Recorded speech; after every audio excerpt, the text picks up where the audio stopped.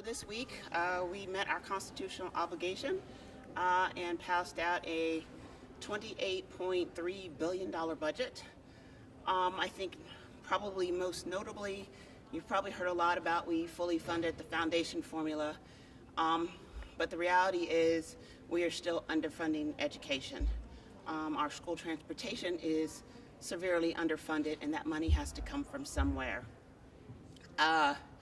We have given our citizens likely have the opportunity to vote no twice on right to work over the summer.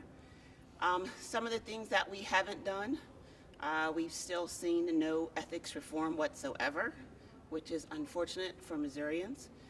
We still have failed to fund transportation. We no longer meet the requirements with our federal housing laws, and as of Tuesday, we will be suspended from the program. So there is a lot that we have not done.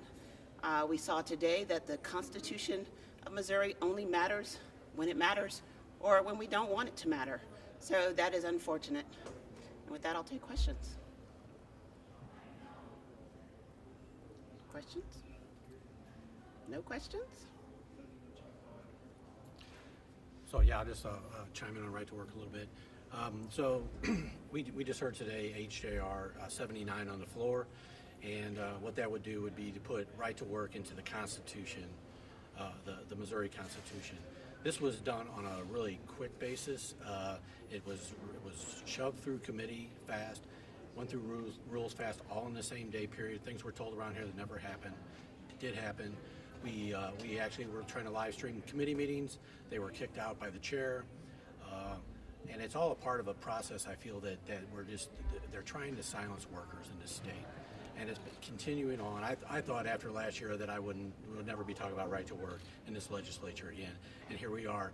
The citizens of Missouri are probably going to have to vote on it twice. It's already confusion, because I look at social media now and people are really confused of what's going on. They don't know why the second thing's coming up, and that's what it's designed for. It's designed for confusion. It's also designed to take the playing field away from the workers, whatever little power they have, and take that away from them and shift it towards the billionaires and corporations. Again, but the way they're doing these things, and there's some money issues and a lot of dark money involved with this, and I don't know. I'm disappointed that we did this today. I think we should be better than that. We should listen to the people. 310,567 signatures were gathered to put this on the ballot, and now they're trying to confuse folks and drain all the money from labor organizations, which, by the way, comes from voluntarily from their individual members. I think more concerning for some of us, because obviously we're in the minority group, we're going to lose the policy discussion if that's what they want to have. The more concerning issue that we see here, and I think some members of the majority caucus share this concern, is the timing of some very, very large contributions from A New Missouri, which is Governor Greitens' Dark Money PAC, to the Freedom to Work PAC, which was designed to collect signatures for their ballot initiative that failed. And they're out of time. They can no longer collect signatures, and they could no longer collect signatures when the $500,000 was donated to their organization. I think that cries out for an explanation. I think we need an investigation about why this group got $500,000 of Eric Greitens' dark money, and I want to know why it was that they pushed that bill through our committee the day after that $500,000 got delivered to the Political Action Committee. So it looks very suspicious, and I would hope that our Attorney General has the political courage to do what's necessary here and investigate the Governor's Political Action Committee here. Greg, is there anything on the budget you'd like to add? You know, I would echo Representative McCann Beatty's comments about school funding.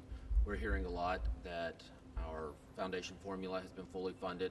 It's all well and good. However, we're still grossly underfunding the transportation aspect of that. That's going to be felt in all of our school districts, but in particular our rural school districts, where they're trying to gas up these buses, keep them in good condition, driving up and down gravel roads to go pick up kids. The problem's going to be exacerbated when one of those rural bridges have to be closed because we're not funding MoDOT at an appropriate level. So now that school bus is going to have to perhaps drive 10, 15 miles out of the way to avoid a bridge closure to go pick up a kid. That's a kid that's on the school bus that much longer. That's a grandmother who's had a heart attack that has to wait 15 more minutes for the ambulance to show up. So there's a lot of work that we need to do to take care of our infrastructure and to make sure that our kids can get to school where they can learn. Okay, that it? All right, thanks, guys.